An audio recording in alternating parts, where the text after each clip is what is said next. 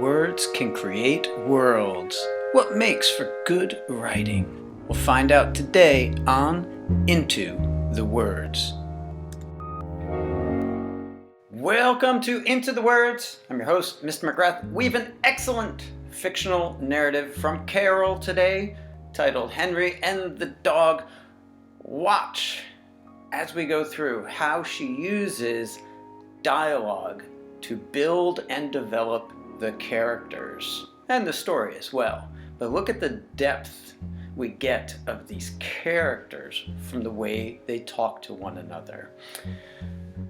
I should mention as well that her parents are wonderful people. I don't know where she came up with these these characters, but here we are. Carol's story, Henry and the Dog. Henry Donald Patterson, Henry's father said sternly, coming into the kitchen. Henry looked up at his father. "Where is Holly?" he said in a harsher voice. "She's playing in Honeydew Creek." Henry's father burst with fury. "I told you to look after her like a good older brother. There are bears out there." "I'm sorry," Henry whimpered.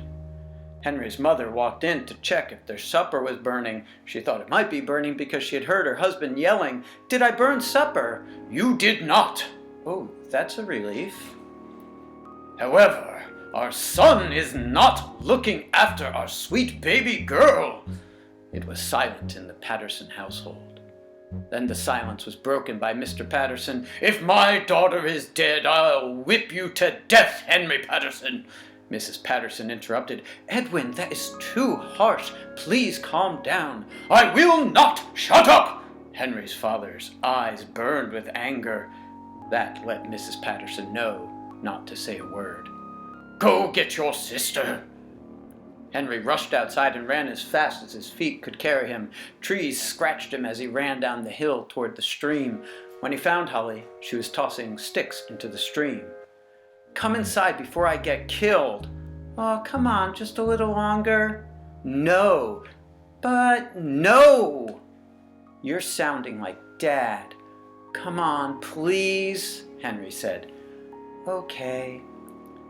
"My sweet baby girl Holly, come to your father." "I'm not a baby anymore, Daddy." "You will always be my baby girl." He turned to Henry and pointed in his face. "Henry, go to your room." When Henry got to his room, he looked out of his window and saw a dog. Henry deliberated if he should climb out his window.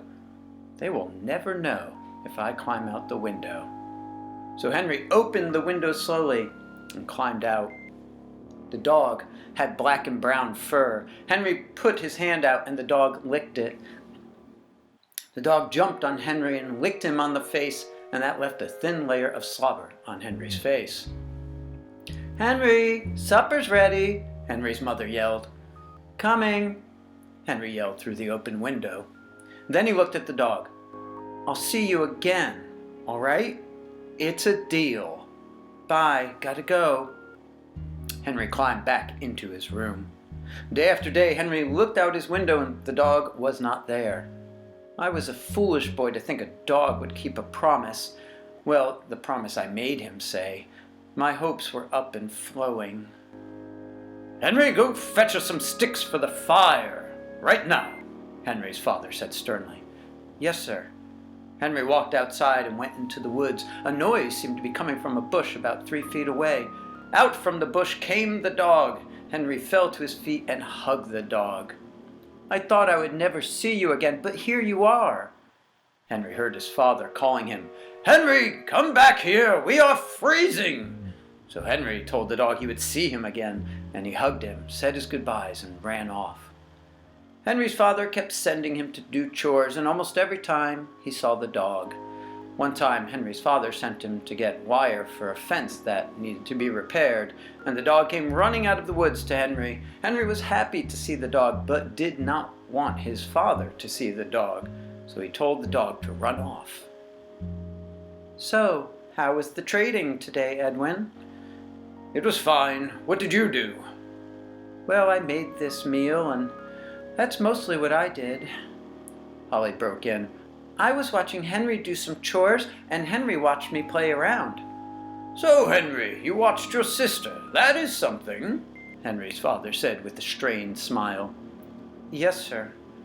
Oh, goodness, what is that smell? Is that the smell of a dog?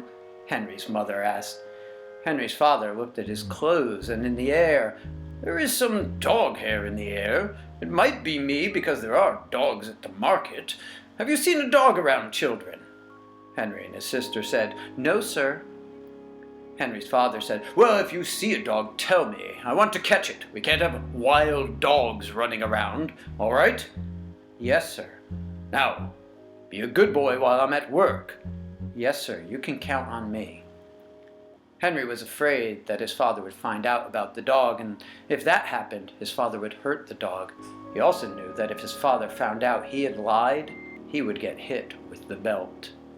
The next day, Henry's father asked Henry, Do you want to have a father-son bonding trip? I thought that we could hike out to the deep wooded area of our property. I could teach you the ropes with hunting. Henry smiled and thought that if the dog was in the woods, his father would catch it, or worse. Well, I am very busy with chores. I'll take those chores away. Are you making excuses, Henry? No, sir. I'll come, Dad. Good boy. Well then, let's pack. Henry, do you know how to make a fire? No, sir. Well, I will teach you then. Henry felt like a bird with a broken wing as his father talked on and on about guns. Then the dog came bounding out of the bushes. The dog jumped on Henry. Henry had mixed emotions. He felt both scared and happy to see the dog because his father would most likely get rid of the dog. He felt happy because it was the dog he loved.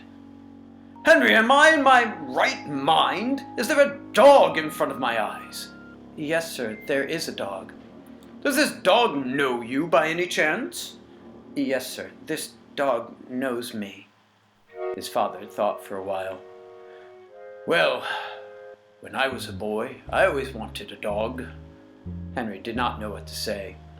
Henry's father went on, We are not going to keep this dog, but maybe someday we can get one. Henry half smiled. This doesn't mean you're off the hook, young man. More chores and work, said Henry's father, earnestly trying to be nice.